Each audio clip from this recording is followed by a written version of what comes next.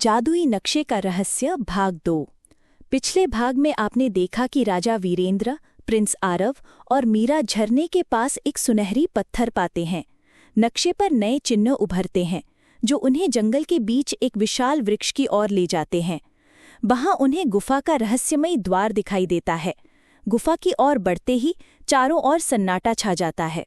अब आगे। गुफा के अंधेरे में कदम रखते ही हवा ठंडी और भारी हो गई। दीवारों पर बने चिन्ह हल्की रोशनी में चमक रहे थे, मानो रास्ता दिखा रहे हों। आरव ने धीरे से कहा, पापा, ये जगह तो बहुत डरावनी है।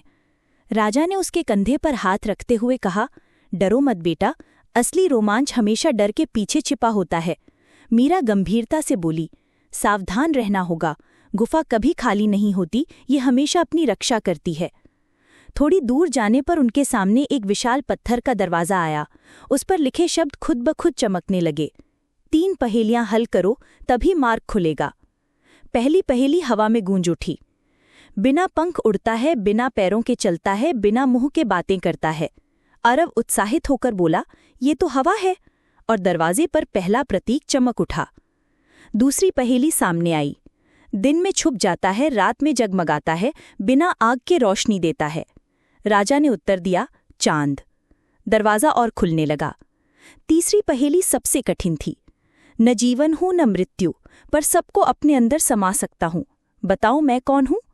मीरा ने थोड़ी देर सोचकर कहा, समय। तीसरा प्रतीक जगमगाया और दरवाज़ा पूरी तरह खुल गया। दरवाजे के पार एक लंबा गलियारा था। अचानक छत से पत्थर गिरने लगे। आरव घबराकर बोला, ये तो हमें कुचल देंगे। राजा ने नक्शा देखा और कहा, बीच वाले पत्थरों पर चलो, यही सुरक्षित हैं। तीनों ने सावधानी से रास्ता पार किया। थोड़ा आगे जाने पर गुफा की छत से चमगादड़ों का झुंड निकल पड़ा। आरव डरकर झुक गया, अरे ये तो मेरे बाल ही नोच लेंगे। मीरा हंसकर बोली, डरपोक मत बनो आरव, ये हमें नुकसान नहीं पहुंचाएंगे। कुछ ही पलों में चमगादड़ अंधेरे में गायब हो गए। गुफा के अंतिम हिस्से में एक बड़ा पत्थर का चबूतरा था।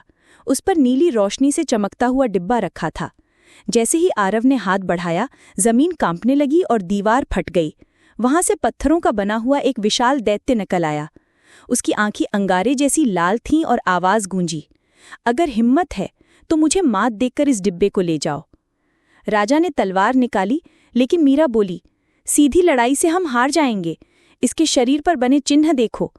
आरव ने गौर किया और चिल्लाया, पापा, इन चिन्हों पर वार करो। राजा ने जैसे ही सही चिन्ह पर तलवार मारी, दैत्य चीख के साथ पत्थरों में टूटकर बिखर गया। डिब्बा खुला और उसमें से एक नीला चमकता हुआ क्रिस्टल निकला। नक्शा अपने आप चमक उठा और अगली मंजिल दिखाई दी, घना जंगल और ऊंचे पहाड़। आरव ने खुशी से कहा, पापा, अब तो मजा आएगा। राजा मुस्कुराए, हाँ बेटा, लेकिन असली रहस्य अभी बाकी है। तीनों गुफा से बाहर निकले।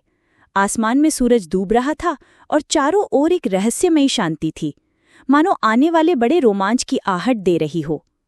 दोस्तों, ये था जादुई नक्शे का रहस्य भाग 2। अगले भाग में देखिए जंगल और पहाड़ की यात्रा में कौन कौन से रहस्य और खतरे उनका इंतजार कर रहे हैं। अगर आपको ये कहानी पसंद आई हो तो वीडियो को लाइक और शेयर करें और अगले रोमांचक भाग के लिए चैनल को सब्सक्राइब करना ना भूलें। Thank you.